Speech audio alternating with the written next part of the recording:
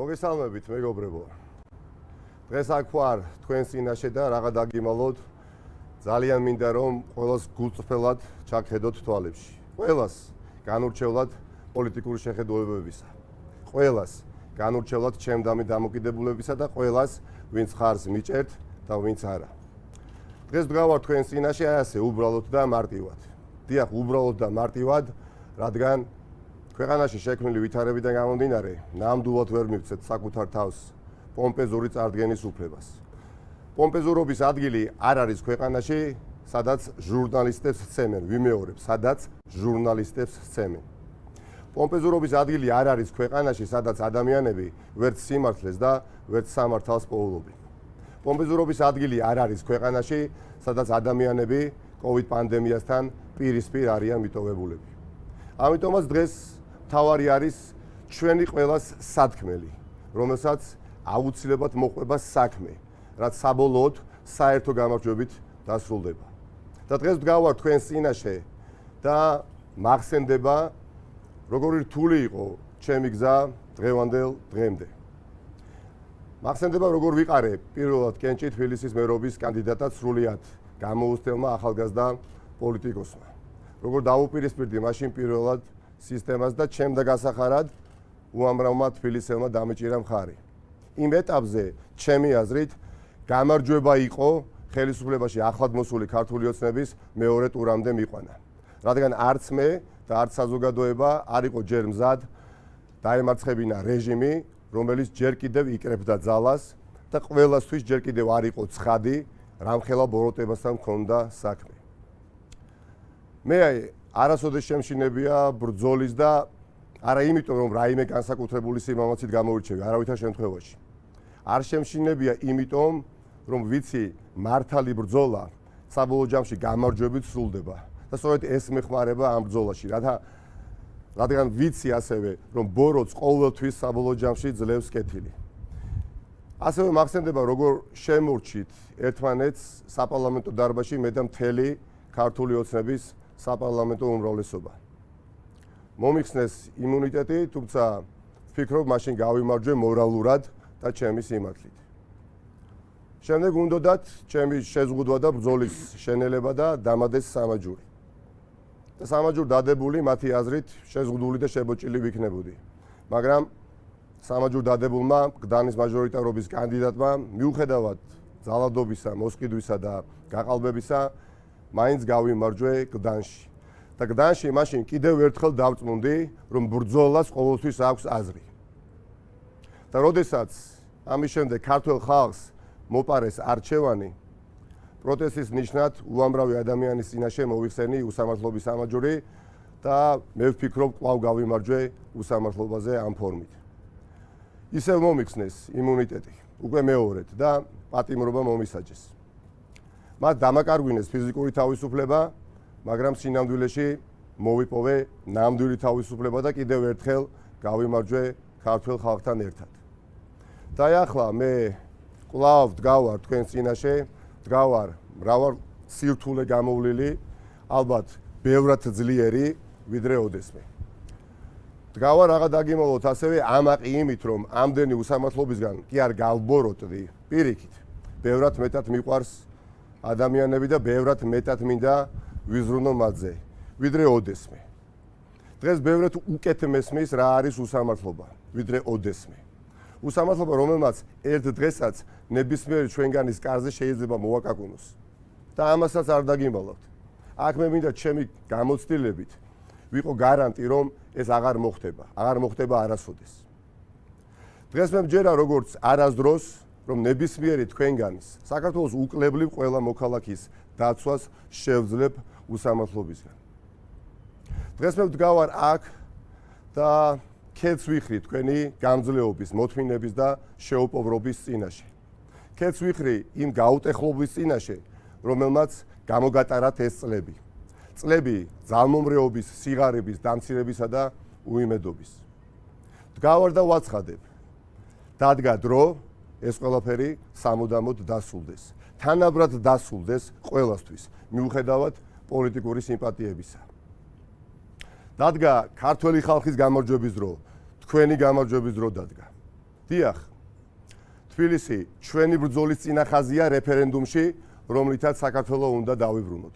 რეფერენდუმში, რომელზეც თითოეულმა მოქალაქემ უნდა უთხრას უარი ოლიგარქიას, კორუფციას, მომხვეჭველობას, გულგრილობას და არაპროფესიონალიზმს.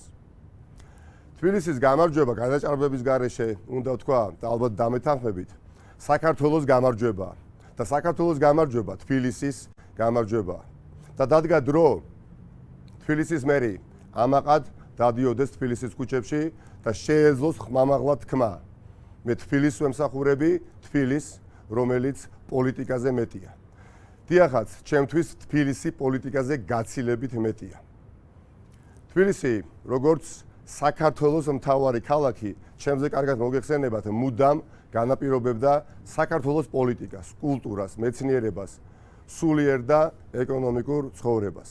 აი მაგალითად თბილისის ოპერა, პირველი ქართული უნივერსიტეტი, დავით სარაჯიშვილი და მისი ღვაწლი, დიმიტრი ყიფიანის პერიოდი თბილისის ცხოვრებაში, ილია ჭავჭავაძე ქალაქის მმართველობაში, პირველი მუზეუმები, თეატრები, გაზეთი ივერია, როგორც დამოუკიდებელი და თავისუფალი მედიის დასაწყისი.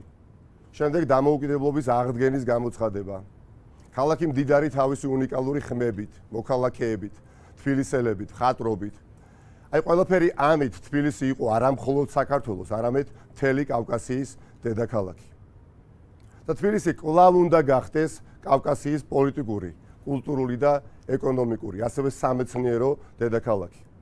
თბილისმა უნდა დაიბრუნოს თავისი ფუნქცია.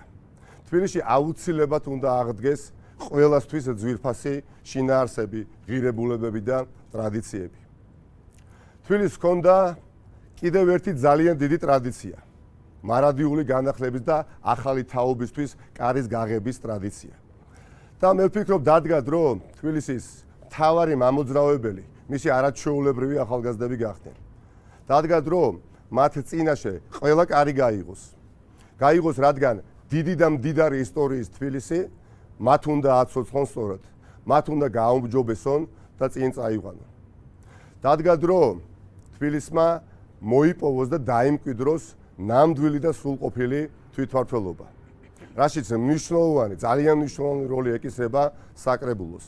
რათა ერთი მხრივ გააკონტროლოს თბილისის მერია, ხოლო ორივე მერთან აღასრულოს თბილისელების ნება სურვილი. სწორედ ამიტომაც მე თქვენს წინაშე დღეს მარტო არ ვდგავარ. გვერდით არც ჩემი პარტიის წარმომადგენელი მიდგას. დადგა დრო რომ არა მხოლოდ თბილისში, არამედ მთელ საქართველოში მმართველობა პირველად იყოს კოალიციური, ურთიერთ კონტროლზე და ჯანსაღ კონკურენციაზე დაფუძნებული. სწორედ ეს არის განვითარების, კეთილდღეობის და კორუფციის დამარცხების ყველაზე სწორი და უებარი და გამოცდილი საშუალება. დადგა დრო რომ ერთიანობა არა მხოლოდ სიტყვებით, არამედ საქმით და გადაწყვეტილებებით დავამტკიცოთ. დავამტკიცოთ კოალიციისა და მრავალპარტიულობისთვის მზადყოფნა. კოალიციური მთავრობა არის საქართველოს მომავალი, ამის ძალიან მტკიცედ მჯერა. მომავალი, რომელიც ძალიან ახლოს არის. აი როგორც კი ქართული ოცნება დამარცხდება შემოდგომის რეფერენდუმზე, ჩვენ წავალთ წინ ვადამდელი არჩევნებისკენ. წავალთ უფრო დიდი კოალიციისკენ, საქართველოს უკეთესი მომავლისკენ. და ჩვენ გვაქვს ამბიცია კოალიციის ძალა გაჩვენოთ პირველად სწორედ აქ და ახლა თბილისში. და ეს გავხადოთ მოდელი მომავალი საქართველოსთვის. დიახ, თანამშრომლობა, ერთიანობა, საერთო მიზნებისკენ მიმავალ გზაზე განსხვავებულთა ერთსულოვნება არის საქართველოს მომავალი. მომავალი, რომელსაც ვიწყებთ დღეს აქ და ახლა. და სწორედ ამიტომ მე ვაცხადებ, რომ ჩვენი პარტია თბილისში არსად არც ერთ რაიონში არ დააყენებს მაჟორიტარ კანდიდატებს და მხარს დაუჭერს საერთო მრავალპარტიული შეთანხმების კანდიდატებს. სწორედ ამიტომ მე დღეს ვდგავარ თქვენს წინაშე და ჩემი პოლიტიკური გაერთიანების სახელით ვაცხადებ. ჩემი მერობა დაასრულებს ტრადიციას, როცა საკრებულო მერის სურვილების და მოთხოვნების უსიტყვო და უპირობო შემსრულებელია. ჩემი მერობა ნიშნავს იმას, რომ მრავალპარტიული საკრებულო არ იქნება ჩემი უკანა ეზო, არამედ იქნება ჩემი მთავარი, მაკონტროლებელი და მოკავშირე. დამაზღვევს შეცდომებისგან და და მაიძულებს ვაკეთო უფრო მეტი და ვაკეთო უფრო უკეთესად. ჩემი მერობა ნიშნავს, რომ საკრებულოს თავმჯდომარე არ იქნება ჩემი პარტიის წარმომადგენელი. დღეს მე და ელენე გამოვდივართ როგორც მრავალპარტიული კოალიციის წარმომადგენლები. მე როგორც მერობის კანდიდატი ჩემი პოლიტიკური მოძრაობიდან გირჩი მეტი თავისუფლება, რომელიც წარმოადგენს ვიცე-მერს უახლოეს მომავალში, ხოლო ელენე როგორც საკრებულოს თავმჯდომარეობის კანდიდატი საკუთარი მოძრაობიდან. დღეს ობიექტური მიზეზების გამო სამწუხაროდ ჩვენს გვერდით არ დგას ზურაბ ჯაფარიძე და აქედან მინდა ზურას გამოჯამრთელება ვუსურვო. აქვე ღრმად მწამს მეგობრებო, რომ ყველა სწორ და საჭირო წამოწყებაში ჩვენ ყველა ერთად ვიქნებით მთავარი მოკავშირეები. ღრმად მწამს, რომ საქვეყნო საქმეში ელენე იქნება არა ჩემი მეგობარი, არამედ თქვენი მეგობარი. ღრმად მწამს, რომ ელენე არასდროს მომცემს შესაძლებლობას დამავიწყდეს თბილისი და თითოეული თბილისელი. ღრმად მწამს, რომ ელენე იქნება თბილისის ისტორიაში პირველი ქალი საკრებულოს თავმჯდომარე. და ბოლოს ღრმად მწამს, რომ ჩვენ ვიქნებით გუნდი და შემოგვიერთდება ყველა. ყველა ვისაც ნამდვილად სწამს და სჯერა, რომ კოალიციური მმართველობა არის ერთადერთი ეფექტური არა მხოლოდ ქართული ოცნების შესაცვლელად, არამედ ჩვენი ქვეყნის და ჩვენი ქალაქის განსავითარებლად. ვისაც ამის არ სჯერა, წარმატებას უსურვებთ საკუთარ ბრძოლაში, ჩვენი ბრძოლა კი არის ერთიანობა. ჩვენი ბრძოლა არის მრავალფეროვნება, ჩვენი ბრძოლა არის ურთიერთკონტროლი და ურთიერთხარდაჭერა. ჩვენი ბრძოლა არის გუნდის ბრძოლა. ღრმა მწამს აქვე, რომ ჩვენ ვიქნებით პირველები და ეს ტრადიცია დაიწყება თბილისიდან და მოედება მთელ საქართველოს. დადგა დრო, მეგობრებო, აღარ დადგა მართლაც დრო, რომ ვუთხრათ ოლიგარქს, რომ მისი ვადა ამოიწურა, რომ ის ვეღარ იძალადებს ქართულ ხალხზე, ვეღარ მოიპარავს მათ აწყოსა და მომავალს, ვეღარ დაჩაგრავს და დაამცირებს მათ, ვეღარ აიგდებს აბუჩად ჩვენს ქვეყანას, ვერ წაართვეს ქართულ ხალხს მათ მთავარ ისტორიულ არჩევანს და მონაპოვარს, ევროპული ოჯახის წევრობას. ეს ბრძოლა, მეგობრებო, ყველასია და ის ყველამ ერთად უნდა მოვიგოთ. ჩვენს ნაცვლად ვერავინ იმოქმედებს და მოდით შევთანხმდეთ, ნურასოდეს ნურავინ იკითხავს, ვის უხმობს ზარი. ზარი გიხმობს შენ, ზარი გვიხმობს ჩვენ, ზარი უხმობს ყველას. დადგა დრო ერთობის და დადგა დრო ბრძოლის, დადგა დრო გამარჯვების. მადლობა ნიკა, მოგესალმებით. მე და ნიკა წარმოვადგენთ სხვადასხვა გუნდს, გვაქვს განსხვავებები, გვიკამათია და კიდევ ვიკამათებთ, მაგრამ დღეს ჩვენ ვაცხადებთ ერთიან ბრძოლას. რადგან დგება მომენტები, როდესაც უნდა დადგე ვიწრო პარტიული და ეგოისტურ ინტერესებზე მაღლა და ანახო ერთიანობის ძალა. ანახო ერთიანობის ძალა იმ ჯგუფს, რომელიც ანგრევს ჩვენ სახელმწიფოს, რომლისთვისაც სახელმწიფო არის ტერიტორია საკუთარი კეთილდღეობისთვის და ადამიანი არ წარმოადგენს არანაირ ღილებულებას. ასევე ჩვენი ვალია ვანახოთ ერთიანი ბრძოლის ძალა ჩვენ თანამოქალაქეებს, რომლებსაც მიზანმიმართულად უნერგავენ უიმედობას, სასოწარკვეთას და უკარგავენ მოქმედების და ბრძოლის რწმენას. გაჭირვების ტკივილი, რომელშიც ჩვენი მოსახლეობის უდიდესი ნაწილი ცხოვრობს. ბრაზი იმ გულგრილობის გამო, რომელთაც ჩვენ ჯანმრთელობას ეპყრობა ქართული ოცნება. გადარჩენისთვის ბრძოლა, რაშიც უწევს ცხოვრება უამრავ ადამიანს. უსამართლობის განცდა, რომელიც ხშირად გვახრჩობს, არ არის და არ იქნება ჩვენი ქვეყნის ბუნებრივი მდგომარეობა. ეს არ იქნება ჩვენი ბედისწერა და ამას ჩვენ არ შევეგუებით, არ უნდა შევეგუოთ. ვაქციოთ ეს ემოცია ბრძოლის ძალად არა ვინმეს განადგურებისთვის, არამედ ჩვენი ქვეყნის და ჩვენი მომავლის დაბრუნებისთვის. ამ უიმედობის განცდის წინაშე, რომელიც ოცნების მთავარი საყრდენია, ჩვენ, მე და ნიკა და დარწმუნებული ვარ ოპოზიციიდან კიდევ ბევრი, გვგრძნობთ განსაკუთრებულ პასუხისგებლობას და სწორედ ეს პასუხისგებლობა გვიპიძგებს, რომ დღეს დავდგეთ ერთად და დავიწყოთ ერთიანი ბრძოლა. წლების განმავლობაში ბიძინა ივანიშვილმა მიიტაცა ინსტიტუტები. ნაბიჯ დაანგრია დემოკრატიის ის საფუძველი, რაზეც კიდევ ძალიან ბევრი გვაქვს დასაშენებელი.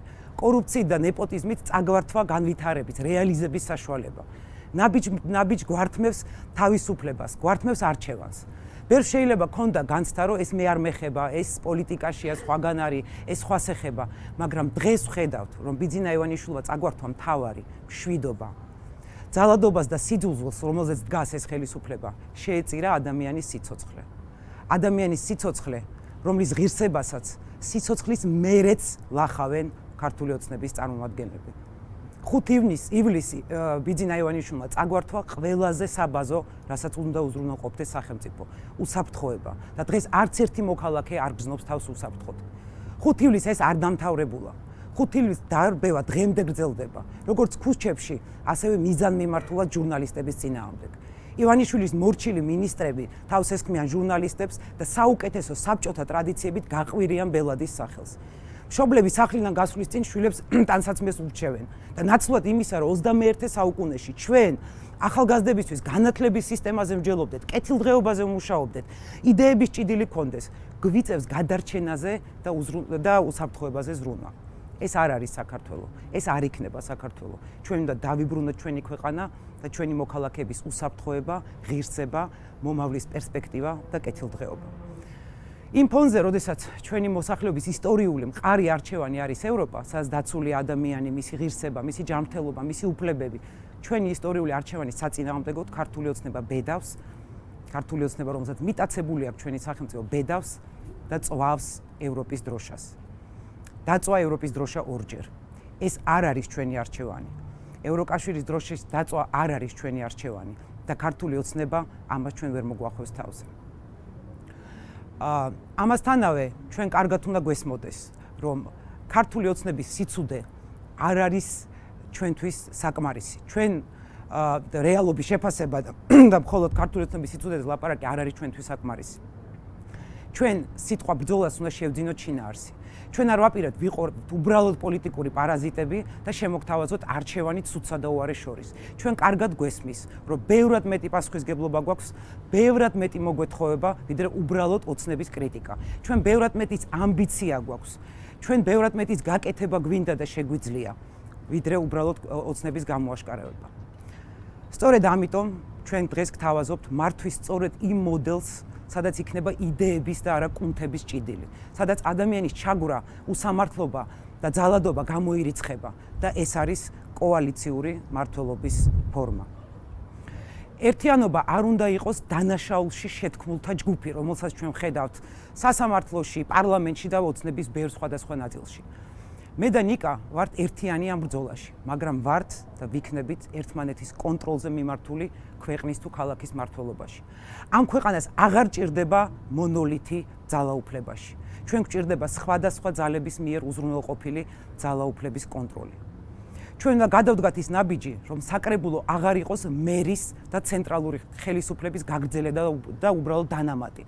სწორედ ასეთი მონოლითია იმის მიზეზი, რომ საკრებულოს წევრები მთას ჩუქნიან, ხელს წევენ და მთას ჩუქნიან მმართველს და 2 საუკუნევან შენობას, მუზეუმის შენობას დანგრევაზე აწერენ ხელს. ამ არჩევნებმა თბილისმა უნდა ანახოს, რომ ეს ასე არ იქნება. გარდა იმისა, რომ ჩვენ შევთანხმდით, რომ მერი და საკრებულო იქნება სხვადასხვა პარტიის, ძალიან მნიშვნელოვანია ნაციონალური მოძრაობის ინიციატივა თბილისის მაჟორიტარები დაუთმოს სხვა პარტიის წარმომადგენლებს, სადაც გვეყოლება ერთიანი კანდიდატები, მრავალპარტიული კანდიდატები. მიუხედავად ჩემი პარტიული ინტერესისა, მე დიდი სიხარულით შევუწყობ ხელს, რომ სხვადასხვა უბანში, სხვადასხვა პარტიის წარმომადგენლებმა მოიპოვონ ხალხის ნდობა და ეს მრავალფეროვნება იყოს ასახული საკრებულოში. ჩვენ ოპოზიციამ გამოვიტანეთ გაკვეთილი, რომ რაც არ უნდა დიდი იყო, ყველაფერი არ შეიძლება ერთ ძალას ეკუთვნოდეს. ჩვენ გამოვიტანეთ გაკვეთილი, რომ მრავალფეროვნებაშია ძალა და ასევე გამოვიტანეთ გაკვეთილი, რომ ვიწრე პარტიული ინტერესები უნდა გადაიდოს და უნდა შევძლოთ ერთიანად ბრძოლა. დღეს არის ცვლილებების დრო, დღეს არის გამარჯვების დრო.